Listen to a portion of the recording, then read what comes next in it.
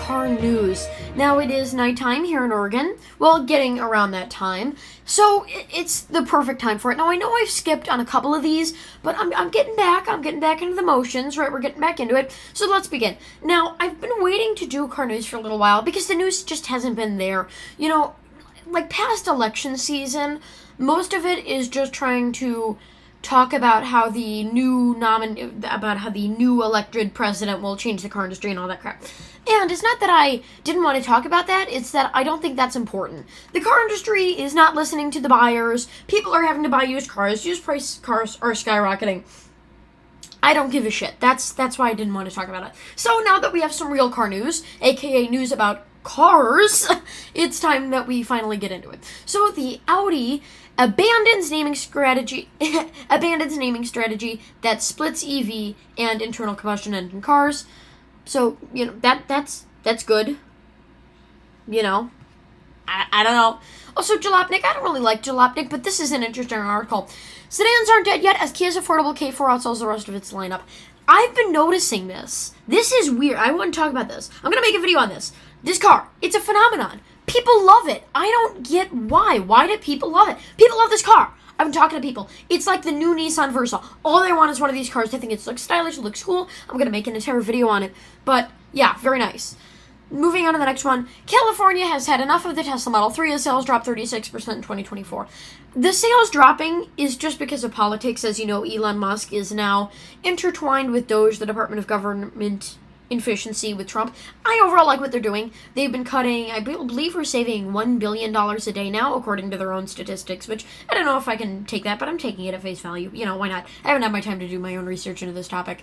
So saving $1 billion a day, the government waste is just generally not good. I think on both sides of the aisle we can agree about that. But because, you know, the famous Michael Jordan quote, Republicans buy shoes too, well, Democrats buy Teslas, and they buy the most of Teslas. So there we go. It's had also, of course, they're mentioning this. We're going to talk about that later. We are going to get into the political stuff. Not a bunch of it. You know, I'm not going to, like, spur this on you. Just one single article, and I'm just going to yap about it for a little bit and then move on to the next one. So, yeah. Also, this isn't surprising. EVs are not new anymore. People want combustion engine cars, and the people that can't afford a new car sure as hell ain't buying an EV. They're likely buying a hybrid.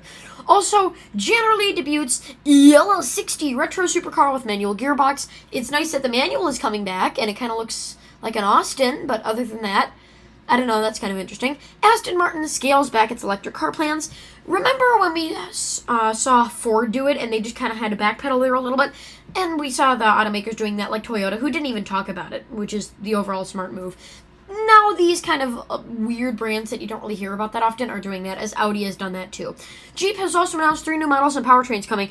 That new CEO is working overtime here. The Jeep Recon, I like it. It's nice. I think this is going to be very popular in America, as I think it'll relate to another vehicle, which we're going to have up later. The Jeep Cherokee, and, you know, other stuff, too. So it's interesting that they have new models and stuff. Anyway, the only car that we really know is the Jeep Recon. It kind of sounds like the Renegade. It's like the new Renegade. Small Jeep.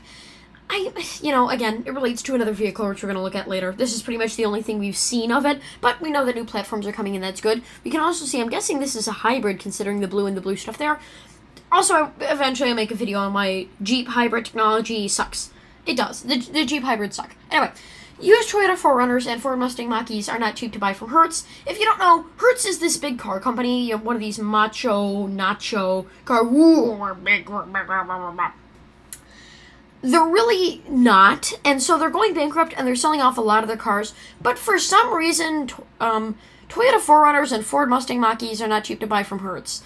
Now, the reason why they're saying this is because Hertz is going bankrupt.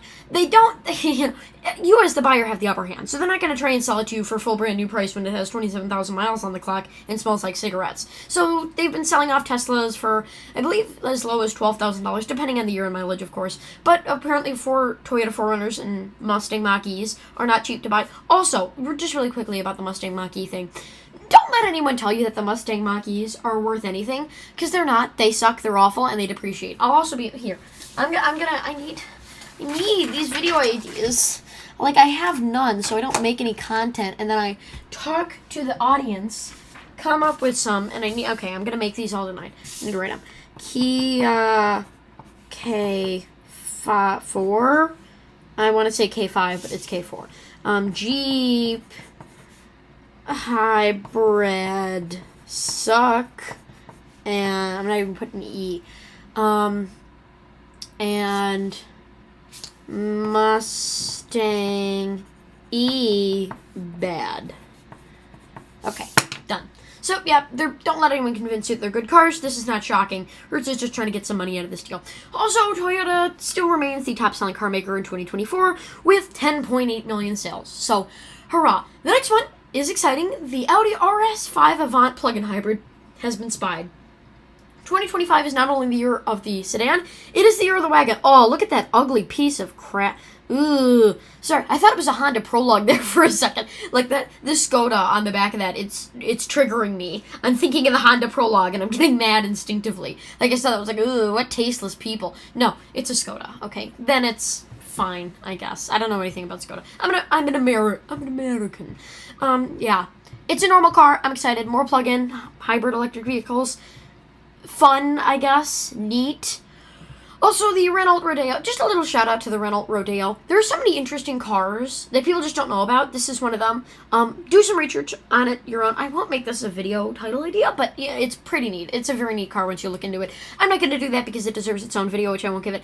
And here we go. Trump's 25% tariffs are throwing... Okay, first of all, I don't like Jalopnik. Jalopnik likes to spin things in ways that make it sound worse than it really is. If you're hearing about the Trump tariffs, right, like people, I was telling one of my friends, I'm like, oh, I want to buy these things before the Trump tariffs take effect. Will they hike prices temporarily? Yes. But don't be afraid. Do not be afraid. The Trump tariffs, the 25% tariffs, are throwing the items, but no. The point of the tariffs isn't to be a permanent tariff and to ruin everything and to sour your grapes or whatever. The point of the tariffs is to scare other countries into committing to the United States and doing what we want them to do. Like Canada, who just did it. Even though they agreed to that under the Biden administration, they called Trump, and Trump said, oh, okay. So Canada gave in, and now the tariffs don't exist for Canada anymore. That's what America eventually wants. Now, China has actually put their own tariffs back on the United States, but they make piece of crap cars except for Volvo and Polestar anyway, so why should we care about China? At least we'll be protected from the Chinese EV thing. What I'm guessing is going to happen with Chinese EVs is they're going to blow up, they're going to get all big, and then they're just going to sadly deflate like one of those inflatable clowns. They're just going to, I think it's all going to come crashing down one of these days. A big recall with one of the off-the-shelf parts or motors that they do. Something's going to have it tearing to the ground. Also, the Genesis-built X-Grand Berlinetta concept, likely with a V8. Look at this car. This has got a V8. Isn't that sad? Celicas used to have a V8. This thing? Also, it's Genesis. Why? I don't like the Genesis Diamond Grille. That's a story for another day. Or the weird headlights. But I like how the headlights go around. That's actually pretty neat. But see, these now have V8s. I'm sure it has some sort of hybrid component to it, but still, that's just kind of sad. Put like the V10 and V12 back. This 1,000 horsepower turbocharged nice car, Pikes Peak winner, is old school cheap speed. Wow. I think I accidentally clicked on this article because this isn't something that I would usually cover. Like, I will cover it, but, not something I would cover in this kind of episode where it's just car news, like regular car news. Not anything fancy. So, I think I clicked on this accidentally, but you want to know it? It's pretty neat. Also, the 2025 Volkswagen ID4 costs $46,000 with smaller battery on hiatus. They're not offering the smaller battery version anymore. Also, unpopular opinion, I had to look up to see what it's called. I like the ID4. I think it's not bad. It's a normal SUV. It costs as much as you would expect it to cost. Don't buy a Mach-E, buy this. Oh, I should include that then. Mustang Mach-E, VWID, good. There we go. See? These are my caveman birds. I feel like I have a stick that I'm banging against my own head right now. The first electric Ferrari is debuting October 9th. You can think of this either two ways. Now, people are saying that this is weird because, these big brands like Porsche and Ferrari, even though Porsche's already had their first EV, like these hypercar, super insane, like Bugatti, brands are going EV, and that's dangerous because, the entire car industry has gone EV and it's all gone to crap. So they're worried that that's going to happen to Ferrari. I think of this differently. Ferrari is a company that, of course, cares about speed and the handling of their vehicles, and I get it. We don't like EVs. I don't like EVs. They're not the answer. They're not great. They're not better for the environment than regular ICE cars, and if they are, they're ever so slightly better, especially when they use coal power and crap like that. If we're going to go full, that save the environment, let's go full save the environment, right? Or just find a new plan. That's a joke. Don't get triggered. I think this is just them trying to genuinely make a new interesting car. Like, as much as we don't like EVs and know that they're not the answer, obviously, they are faster than ICE cars. But they're not faster as in speed, they're faster as in acceleration, and a lot of times they're better at handling, too. So I think this is just less about Ferrari, like, doing their usual signal, like, Evie, like, ooh, we're Evie now. I think this is less about that and more about just trying to make good performance cars, and EV technology happens to be what they're using for this. I don't think EVs are bad. I just think they're not the gigantic answer. Like people would have you believe, oh, you need to sell your car and buy an EV. I circled my private jet around 12 times so I could watch my boyfriend play football, but you need to sell your car. Sell your Toyota Camry, buy a $27,000 EV. Do it, right now. I'll even circle my private jet around your house to make sure that you're doing that. Otherwise, you're coming with me, bucko. No, it's not that. They're cool cars. They're neat, but they're not ever going to be on a mass scale. At least that's what I think. Who knows? I could be a moron. Tomorrow they could be like, okay, EVs are mandated. I really don't know that would happen, but it could. Also, so many people want a four-door Suzuki Jimny that Suzuki has had to close order books after just 4 days. I would love a four-door Jimny. Oh, look at that. And this is the car that I was referencing to when I was talking about the Jeep. It's also kind of like the Jimny was the original, but it's also kind of like that Ford Bronco Sport. Similar shape. The Ford Bronco Sport is pretty much useless because it doesn't have great ground clearance like this one does. But that's kind of the new Honda elements, if you will, that are kind of taken over a little bit. Also, the 2026 Mercedes C-Class with mid-cycle refresh has spied in wagon form. Again, year of the wagon. I'm calling it. Am I calling it because I'm desperate? Maybe. Am I calling it because I like wagons? Maybe. Am I calling it because I think it has actual ground? Maybe. That's another video idea. Wagon year. Okay. Got a lot of videos to do tonight. Also, Audi has reversed course. Again, another Audi. The things that you don't hear. EVs and gas vehicles will share names.